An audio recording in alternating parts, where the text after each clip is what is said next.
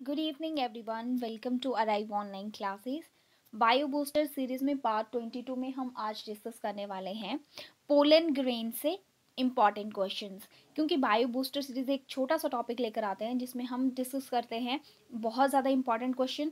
और ये जो पूरी बायो बूस्टर सीरीज है ये very very very important topics के लिए होती है, जैसा कि मैं हर बार बोलती हूँ।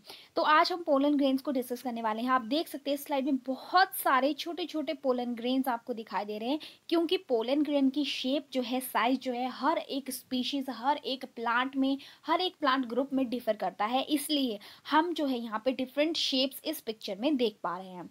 और आप देखोगे वैसे यूजुअली हमें pollen grain as a dust दिखते हैं, लेकिन इनका ये जो आप स्ट्रक्चर देख रहे हैं ये अंडर माइक्रोस्कोप है।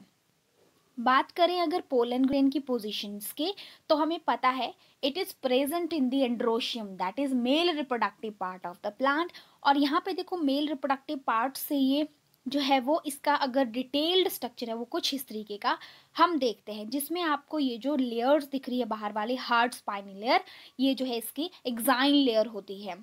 तो चलिए मैं आपसे क्वेश्चन डिस्कस करती हूँ। ये बहुत ही सुंदर स्लाइड है जिसमें आप देख सकते हो कितने ज़्यादा आपको एंथर्स दिखाई दे रहे हैं। ठीक है, ये जो पार्ट है, ठीक है, इनमें से जो है इनके इंटरनल स्ट्रक्चर में क्या प्रेजेंट होता है, आपका पोलन ग्रेन्स प्रेजेंट होता है। चलिए, और फिर देखिए यहाँ पे इस स्लाइड में भी आप देख सकते हैं पोजीशन, ठीक है, एंथर है, एंथर को हम कट करते हैं तो उसका जो सेक्शन है, ठीक है, 4 यूजुअली चैम्बर्स होते हैं जहाँ पे क्या पोलन ग्रेन्स प्रेजेंट होते हैं। और ये जो 4 चैम्बर्स होते हैं इसको हम क्या बोलते हैं, इसको हम माइक्रोस्पोरेंजियम बोलते हैं।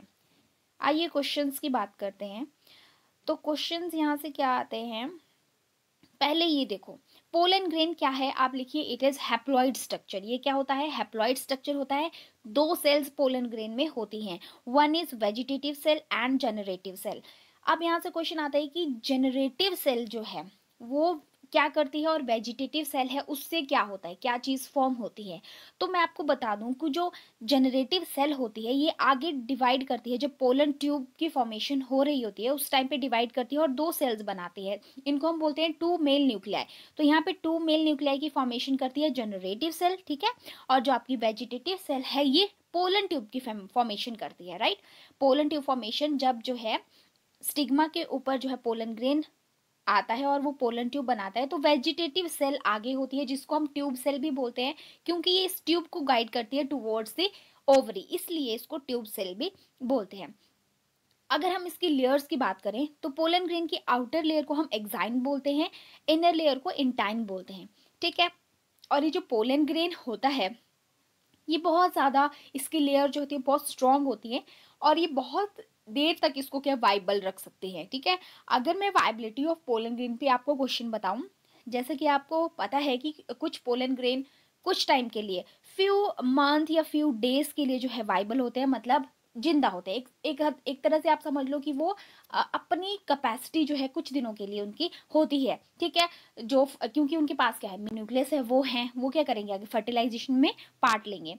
तो क्या होता है कुछ फ्यू डेज के लिए, जैसे वीट है, मैं आगे ब्लैंक स्लाइड पे आपको एक्सप्लेन करती हूँ। पोलन ग्रेन के जो वाइबिलिटी पीरियड होता है, तो वीट एंड राइस में वो 30 मिनट्स होता है यूजुअली। कितना होता है, 30 मिनट, ये आपको याद रखना है। और मोस्ट प्लांट्स में जो है वो ये जो टाइम पीरियड होता है फ्यू मंथ्स के लिए होता है।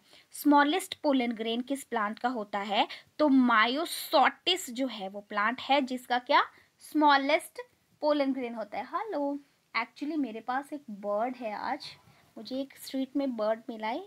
आई थिंक इसको कोई प्रॉब्लम है, उड़ नहीं पा रहा है, तो ये मुझे परेशान करता रहता है। चलिए, please sit here. Okay, moving to the next question. Next question है कि लार्जेस्ट जो आपका पोलन ग्रेन है वो किसका है, तो मीराबिलस जलापा, जिसको हम कॉमनली सभी को पता है, मीराबिलस प्लांट तो सबने देखा होगा।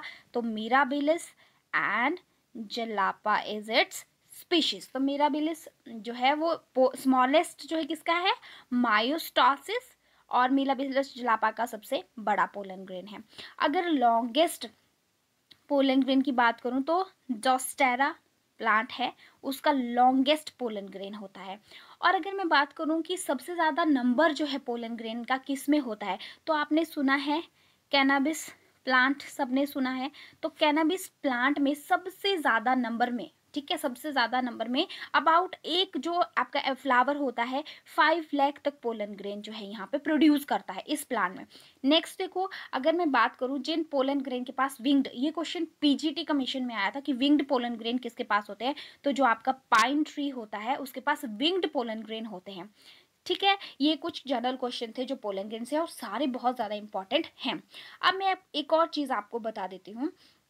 क्या होता है कि जो पोलन ट्यूब बनती है, ठीक है, जब पोलन ट्यूब की फॉर्मेशन होती है तो वहाँ पे क्या क्या फैक्टर, वहाँ पे जैसे ये स्टिग्मा है, अगर इसके ऊपर पोलन ग्रेन आता है तो यहाँ पे जो है शुगरी सब्सटेंसेस स्क्रीट होते हैं, जिनकी वजह से पोलन ट्यूब की फॉर्मेशन इनिशिएट होती है। ये आपको ध्यान में रखना। और मैंने बता दिया कि वेजिटेटिव सेल हेल्प करती है पोलन ट्यूब को बनने में, ठीक है। और मैंने लास्ट वीडियो में जब आपको ओव्यूल, स्ट्रक्चर ऑफ ओव्यूल बताया तो पोलन ट्यूब की एंट्री के क्वेश्चन मैंने वहाँ पे आपको बता दिए थे। अब क्या होता है, जो पोलन ग्रेन होता है मैंने बोला वो हैप्लॉइड होता है। तो क्या है, जब पोलन ग्रेन बनता है ना तो पोलन ग्रेन जो है यूजुअली टेट्राड की फॉर्म में होता है। मतलब क्या, 4 हैप्लॉइड पोलन ग्रेन बनते हैं एक एमएमसी से, मत एमएमसी माइक्रोस्पोर मदर सेल से 4 हैप्लॉइड पोलन ग्रेन बनते हैं, जिनको हम माइक्रोस्पोर भी कहते हैं।